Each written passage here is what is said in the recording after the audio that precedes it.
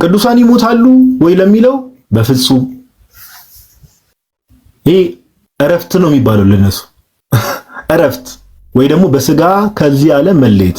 አንዳንድ ሰዎች የሚናገሩበት መንገድ ራሱ ምን ሞተው የለ እንዴ ምን የሞተ ሰው ይላሉ እንዴ። አሁን እነዚህ ሰዎች ምን እንላቸዋለን መሰላችሁ? ይቅርታ አድርጉልኝና መጽሐፍ ቅዱስ የያዙ ሙስሊሞች እንላቸዋለን። ኦኬ መጽሐፍ ቅዱስ የያዙ ሙስሊሞች። ለምን? ጌታችን ኢየሱስ እኛ ክርስቶስ ኢየሱስ አምላካችን መድኃኒታችን ኢየሱስ ክርስቶስ ኦኬ የነገረን ነገር እናምናለን። ለምን? ጌታችን ኢየሱስ ክርስቶስ ምን ብሏል? በኔ የሚያምን ቢሞት እንኳን ለዘላለም ምንድነው? ሕያው ነው። በእኔ የሚያምን ቢሞት እንኳን ለዘላለም ሕያው ነው። ስለዚህ ቅዱሳን ማንን ነው ያመኑት? ክርስቶስ ኢየሱስን ነው ያመኑት። ስለዚህ በስጋ ከዚህ ምድር ሲለዩ ራሱ ምንድናቸው? ለዘላለም ምንድናቸው? ሕያዋን ናቸው። ሕያዋን ናቸው። ለዘላለም ቅዱሳን ሕያዋን ናቸው። ከጌታ ጋር በህይወት ይኖራሉ። ይሄን ማወቅ አለብን። በህይወት ይኖራሉ። እንደው የሞቱ ቅዱሳን አንዴ ሞተዋል በቃ ምንም ካሁን በኋላ እንዲህ የሚባል ነገር የለም ክርስትና ላይ። ኦኬ ክርስትና ላይ እንዲህ የሚባል ነገር የለም። በክርስቶስ ኢየሱስ ሆኖ ያንቀላፉት ወይም ደግሞ ያረፉ ቅዱሳን ሕያዋን ናቸው። በምን አወቅን? ጌታ ስለነገረ ጌታን እናምነዋለን። ኦኬ ሕያዋን ናቸው። ከክርስቶስ ኢየሱስ ጋር ለዘላለም ሕያዋን ናቸው። ለዛም ነው መጽሐፍ ሲናገር የሉቃስ ወንጌል አንዳንድ ኔጌቲቭ ነገር ለሚጽፉ ሰዎች እስቲ ሁሌ እንደምነግራችሁ ፕሊስ ኦኬ ኮሜንት አትመልሱ፣ በቃ አትመልሱ። እና ጥያቄ ያላችሁም ሰዎች ደግሞ እንደው በቀንነት እየተማራችሁ ያላችሁ ሰዎችም ካላችሁ ፕሊስ አንዴ የመጨረሻ ጊዜ ልናገርና ካሁን በኋላ ኮሜንት ከምዘጋ ብዬ ነው። ኦኬ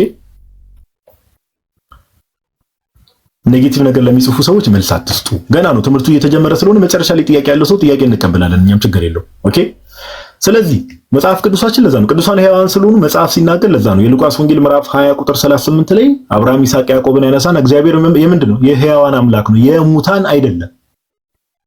የምን አምላክ ነው? የሕያዋን አምላክ ነው። ስለዚህ ከክርስቶስ ጋር ናቸው። ኦኬ ቅዱሳን ከክርስቶስ ጋር ናቸው። በስጋ ከዚህ ሲለዩ ከማን ጋር ናቸው? በስጋ ከምድር ሲለዩ ከክርስቶስ ኢየሱስ ጋር ነው የሚኖሩት በሰማያት። ይሄን እንግዲህ በቀላሉ ዮሐንስ ራእይን ያነበበ ሰው አንደርስታንድ ያደርጋል። ኦኬ ዮሐንስ ራእይን ያነበበ ሰው በቀላሉ ሕያዋን ስለ ክርስቶስ ብለው የመሰከሩ ሰማዕታት የሆኑ ቅዱሳን ከጌታ ጋር ሄደው ሲኖሩ እንመለከታለን። ሕያዋን ሆነው እንዴ መኖር ብቻ ሳይሆን ሁላ ፔቲሽን ሁላ ጥያቄ ሁላ ሲያቀርቡ እንመለከታለን። ከዛ አልፎ ወደዛ አልገባ። ኦኬ ስለዚህ ይሄንን ነገር እናስወግድ። ቀደም እንዳልኳችሁ የክርስቶስ የቤዛነት ስራና የቅዱሳን ምልጃ ኮምፕሊትሊ የተለያዩ ነገሮች ናቸው። ይሄን ነገር ሁሉም ኦርቶዶክሳውያን ካሁን በኋላ ከሰዎች ጋር ስታወሩ ቅዱሳን ያማልዳሉ ስትሉ የክርስቶስ የቤዛነቱን ስራ የማዳኑን ስራ ከቅዱሳን ምልጃ ጋር ለይቱ ማየት ያስፈልጋል። ለይታችሁ እዩ። ሁለተኛ ቅዱሳን ሞተዋል የሚለው ነገር ይሄ መጽሐፍ ቅዱስ ላይ የሌለ ነገር። እኛ አዲስ ኪዳን በክርስቶስ አዲስ ፍጥረት የተባለን ክርስቲያኖች ነን። ኦኬ ሞት የሚባል ነገር ጌታችን ሞትን እኮ ደመሰሰልን። በቃ ሞቶ መቅረት የሚባል ነገር እኮ የለም። ኦኬ ስለዚህ ከጌታ ጋር ምንድናቸው? ሕያዋን ሆነው ይኖራሉ። ጳውሎስ እንደሚናገረው ማለት ነው። እኔ ልሄድ ከክርስቶስ ጋር ልኖር እናፍቃለሁ ብሎ እንደተናገረው ሕያዋን ናቸው። ኦኬ ሕያዋን ናቸው። ይህንን ነገር ካሰመርን በኋላ የመጨረሻ አንድ እንደው የደከመ የሚመስል አንድ አርጊውመንት ላንሳና ከዛ በኋላ ወንድሞች ደግሞ ሐሳብ የሚሰጡበትን ቶፒክ እሰጣቸዋለሁ። ኦኬ ሐሳብ የሚሰጡበትን ቶፒክ ወይ ደግሞ የተወሰነ ነገር የሚሉበትን ቶፒክ ሐሳብ የሚያካፍሉበትን ቶፒክ እሰጣቸዋለሁ። የመጨረሻው እንደው ብዙ ጊዜ ከፕሮቴስታንት ጋር ስታወሩ ኦኬ ብዙ ጊዜ ከፕሮቴስታንትም ሆነ ከሌሎች ከቤተክርስቲያን ውጭ አካላት ከሆኑ ሰዎች ለምሳሌ ሙስሊሞችም ሊሆን ይችላል። ኦኬ ሙስሊምም ፕሮቴስታንቶችም አንድ የሚያመሳስላቸው ነገር ምን አለ መሰላችሁ ጋይስ? ኤግዛክት ወርድ ፋለሲ የሚባል ነገር ሁለቱም ጋር ያለ ችግር ይሄ ነው። ከቤተክርስቲያን ውጭ ያሉ ሰዎች ብዙዎቹ ጋር የሚያመሳስላቸው አንድ ነገር ይሄ ነው። ምን ይላሉ? ምን የሚል ፋለሲ ነው ያለባቸው አልኳችሁ? ምን አይነት ፋለሲ ይታይባቸዋል? ኤግዛክት ወርድ ፋለሲ። ኤግዛክት ወርድ ፋለሲ ማለት ምን ማለት ነው ከተባለ የሆነ ነገር ቃል በቃል እንደዛ ተብሎ የተጻፈበትን አሳየኝ፣ ቃል በቃል እንደ የተባለበትን ለምሳሌ ይላሉ አይደል? ለምሳሌ ሙስሊሞችን ለምን ምሳሌ አድርጌ እንዳነሳው ልንገራችሁ። ለምሳሌ ሙስሊሞች ምን ይላሉ? ኢየሱስ እኔ አምላክ ነኝ ያለበትን አንድ ቦታ ራሱ በአፉ እኔ አምላክ ነኝ ያለበትን አንድ ቦታ ይሏቸዋል።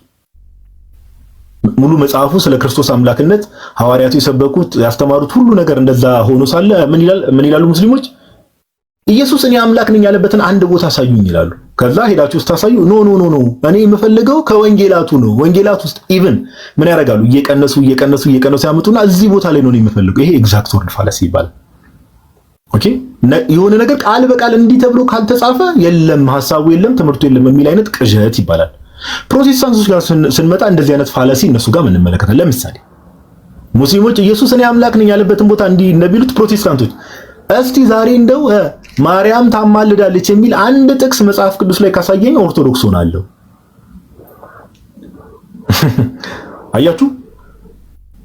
ኦኬ ማርያም ታማልዳለች የሚል አንድ ጥቅስ ካሳየኝ ዛሬ ኦርቶዶክስ ሆናለሁ። ሙስሊሙም ኢየሱስ እኔ አምላክ ነኝ ያለበትን አንድ ቦታ ካሳየኸኝ ክርስቲያን ሆናለሁ። ይሄ ኤግዛክት ወርድ ፋላሲ ይባላል።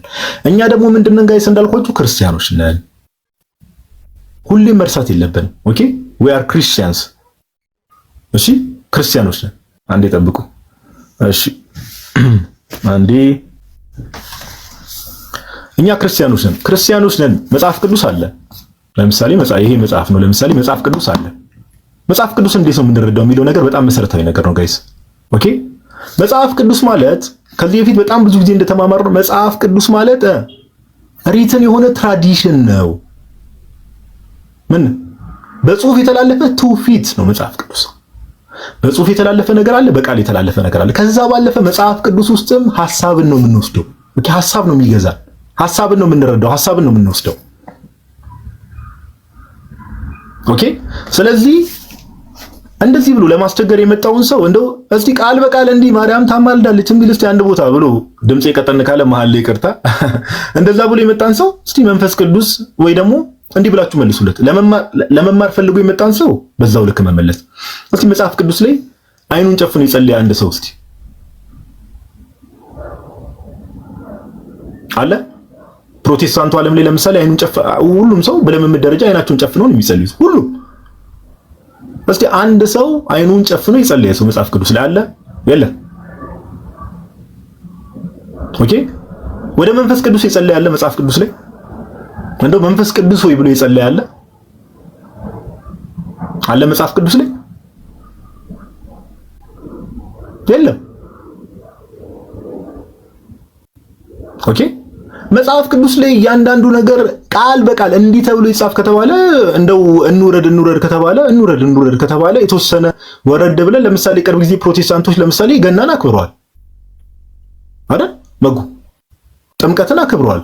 ጥምቀትን እንኳን ሉተራኖች ናቸው። እሺ ችግር የለውም። ገናን ያከብራሉ፣ ፋሲካን ያከብራሉ አይደል? መጽሐፍ ቅዱስ ላይ ሐዲስ ኪዳን ላይ ገናን አክብሩ የሚል ነገር አለ? በዚህ ቀን አክብሩ የሚል ነገር አለ? የለም። መጽሐፍ ቅዱስ ላይ እነዚህን በዓላት ለምሳሌ የፋሲካን በዓል አክብሩ የሚል ነገር አለ? የለም። ባይዘው በኦርደር አሁን ለምሳሌ ጆቫ ዊትነሶችን መኩ ብትመለከታቸው ምን ይለዋል መሰለ? መጽሐፍ ቅዱስ ላይ የታዘዘው ብቸኛ በዓል ማክበር የሐሙስ ራት ብቻ ነው እነሱ የሚያከብሩት። ለምሳሌ ለመታሰቢያ ያድርጉት የሚለውን ነገር ከዛ ተነስተው የለም እንዴ። የፕሮቴስታንቶች የእምነት መሰረታቸውን እንመልከት ጋይስ። መጽሐፍ ቅዱስ ላይ እምነት ብቻ ሰው በእምነት ብቻ ይድናል የሚል አለ? ኮሜንት ላይ አይሰማም ብሎ የሚጽፍ ሰው ሜቢ የእናንተ የራሳችሁ ኔትወርክ ነው። መኩ ይሰማል አይደል? እኔ ስለዚህ የለም መጽሐፍ ቅዱስ ላይ ሰው በእምነት ብቻ ይድናል የሚል አለ? የለም። ስለዚህ ሰው በእምነት ብቻ ይድናል የሚል የለም። ሰው ለምሳሌ ቃል በቀጥታ ለምሳሌ ፕሮቴስታንቶች ዛሬ የራሳቸውን የሥላሴ አማኝ ነን ይላል። ወደ መንፈስ ቅዱስ የጸለየ ሰው አለ? የለም። አይን ጨፍኖ መጸለይ የሚባል ነገር የለም። መጽሐፍ ቅዱስ ላይ ሴት ልጅ ዛሬ በፕሮቴስታንቱ ዓለም እንዳለው አይነት መጽሐፍ ቅዱስ ላይ ሴት ልጅ በፕሮቴስታንቱ ዓለም እንዳለው አይነት ሴት ልጅ ጳውሎስ እንደውም እንዳሰብክ ነው የሚለው አለ? የለም። በፕሮቴስታንቱ ዓለም ላይ ያለው የፈውስ ስነ ስርዓት መጽሐፍ ቅዱስ ላይ አለ? በካራቴ በቴስታ በምናምን ብዙ ነገር ማንሳት እንችላለን። ፕሮቴስታንቱ ዓለም ላይ ያሉ ብዙ እልፍ አላፍ ልምምዶች መጽሐፍ ቅዱስ ላይ የሌሉ እልፍ አላፍ የሆነ ነገር የለም። መጽሐፍ ቅዱስ ላይ የሌሉ ብዙ ነገሮች ማንሳት እንችላለን። አሁን ችግሩ እነዚህ ሰዎች ኮንሲስተንት አይደሉም። ኦርቶዶክስን አታክስ ያደርጉ ብቻ ነው። እስቲ ማርያም ታማልዳለች የሚል መጽሐፍ ቅዱስ እዛ ቃል በቃል ስላልተገኘ በቃ ይኸው በቃ እምነት ዜሮ ነው ሊሉ ይሞክራሉ። የእናንተ እምነት ባይዘው የእምነታችሁ መሰረት ለምሳሌ የኦርቶዶክሳውያን የእምነት መሰረት የሃይማኖት ጸሎት ነው አይደል? የኦርቶዶክሳውያን የእምነት መሰረታችን እንደው እመቤታችን ታማልዳለች የሚለው ትምህርት አይደለም። መሰረታችን የሥላሴ ትምህርት ላይ ነው ቤተክርስቲያን። ግን እናንተ እምነት ብቻ የምትሉት ትምህርት ራሱ መጽሐፍ ቅዱስ ላይ የለም። ስለዚህ ይሄ ባይትሰልፍ ምንድነው? ፋለሲ ነው በቃ። ኦኬ ለራስ ሲቆርሱ አያሳንሱ የሚባል ፋለሲ፣ አዲስ ፋለሲ ፈጠር ያለው ነው። እንደው ለራስ ሲቆርሱ አያሳንሱ። ኦኬ ስለዚህ ከዚህ አንፃር በዚህ መልኩ እንደዚህ አይነት ሰዎች አሉ። እንደዚህ አይነት አፕሮቾችን በቃ መማር ፈልጎ የሚመጣውን ሰው ከዚህ አንፃር ተመልሳላችሁ። ከዛ ባለፈ ግን እንደዚህ አይነት ሌም የሆነ አርጊውመንት ይዞ የሚመጣን ሰው እንዲህ ቃል በቃል ምናምን ሲል ቃል በቃል ብዙ መጠየቅ የሚችሉ ነገሮች አሉ። ነገሮች ቃል በቃል ካልተጻፉ ኦኬ እንደው እምነት የለም እንደዛ የሚባል ነገር በኦርቶዶክሳውያን ዘንድ የለም። ሁሌ መርሳት የሌለብን ነገር እኛ ኦርቶዶክሳውያን መጽሐፍ ቅዱስ ስንል ሪትን ትራዲሽን ነው። ኦኬ ሐዋርያው ቅዱስ ጳውሎስ በአንደኛ ተሰሎንቄ ምዕራፍ 2 ቁጥር 15 ላይ እንደተናገረው በቃልም ቢሆን በጽሁፍም ያስተላለፍንላችሁ እንዳለው አባቶችም እነ ቅዱስ ዮሐንስ አፈወርቅን ያንን ክፍል ሲፈቱት በቃል የተላለፈ ትምህርት አለ፣ በጽሁፍ የተላለፈ ትምህርት አለ። ኦኬ ስለዚህ ኦርቶዶክሳውያን መጽሐፍ ቅዱስን along with the correct interpretation ከትክክለኛው ትርጓሜ ጋር ይዘን የምንንቀሳቀስ ክርስቲያኖች ነን። እነዚህ ነገሮችን ካልኩኝ አሁን የሚነሱ አርጊውመንቶችን እንትን ልበልና ለወንድሞች እድል ሰጣለሁ። እስካሁን ያለው ነገር አትሊስት ከመግቢያ አንፃር ተቃውሟቸው ምንድነው የሚለውን ነገር እንዳትረሱ።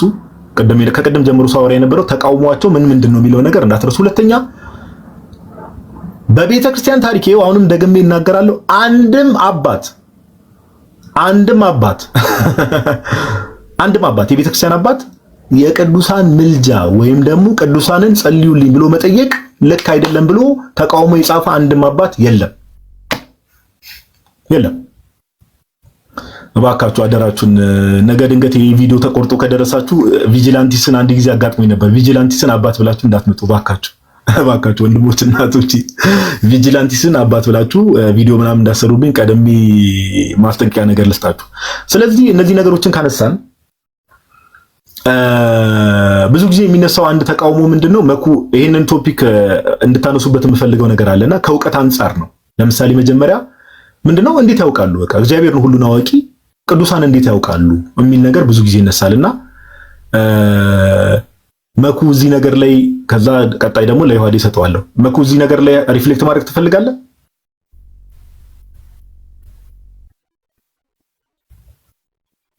የተወሰነ ጀነራል አድርጌ በዛው ማንሳት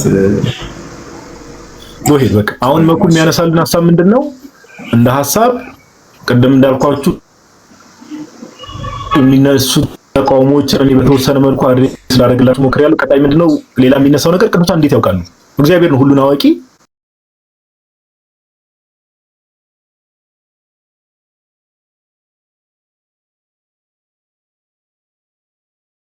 መኩ እዚህ ላይ የተወሰነ ሐሳብ ያነሳል። ቀጣይ ደግሞ ዮሐዴ አለ አይደል? ዮሐዴ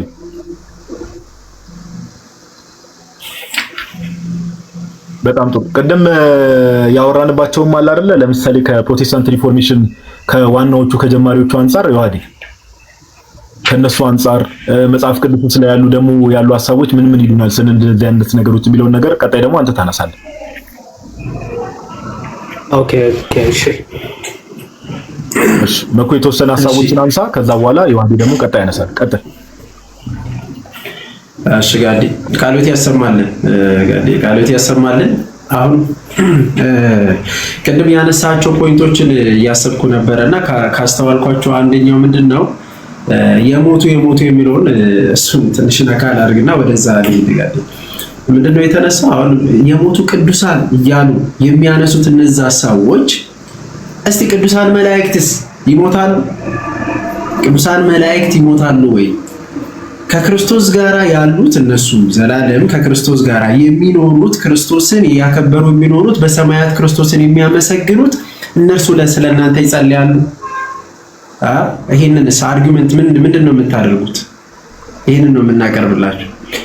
ሞት እኛ እንግዲህ ሞት ወይ መውጊያ የት አለ ተብሎ የተነገረለት ነው። ሞት ለኛ ለክርስቲያኖች በተለይ በአዲስ ኪዳን ሞት ለኛ ሞት አይደለም፣ እንዲያውም እረፍት ነው፣ መሻገሪያ ነው። ከዚህ ዓለም ስቃይ ከዚህ ዓለም ኑሮ ሰው አረፈ ነው የሚባለው። ሲጀመር ሞተ ራሱ አይባልም በክርስቲያኖች ዘንድ፣ በእኛ ዘንድ። ስለዚህ ከክርስቶስ ጋር ስለመኖር ጉዳይ ነው። ከክርስቶስ ጋር እንኖራለን።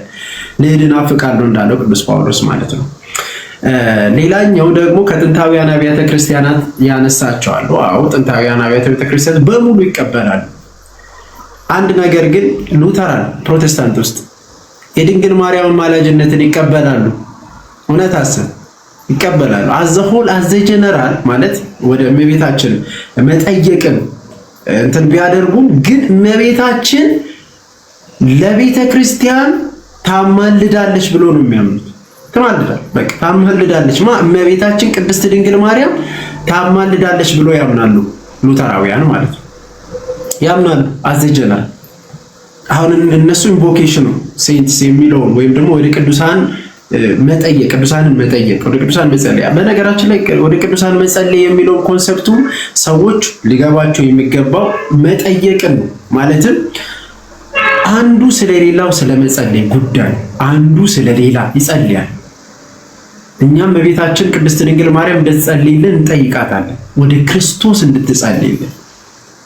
ቅዱሳንን እንደዛ እንጠይቃቸዋለን። ይህንን ለምንድን ነው የምንጠይቃቸው ከተባለ ቅዱሳን የክርስቶስ አካል እንደመሆናቸው እኛም የክርስቶስ አካል ነን፣ እነሱ የክርስቶስ አካል ናቸው።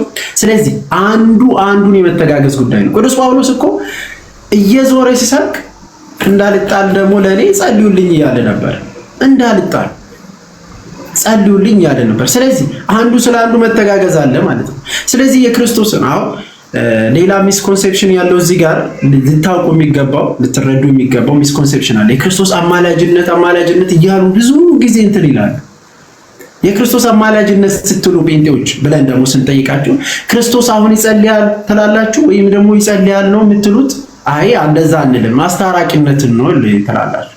የቅዱሳንስ ስንላቸው አይ ከቅዱሳን ጋራ ምን ያደርጉታል? ክርስቶስን አምጥቶት የመጸለይ ያደርጉ። እኛ ቅዱሳንን የክርስቶስን አንድ ጊዜ በደሙ ቤዛ የሆነልንን እሱን እያወራን አይደለም። እና ስለምንድን ነው እያወራን ያለ ነው? አንዱ ስለሌላው መጸለይ ጉዳይ ነው እያወራን ያለ።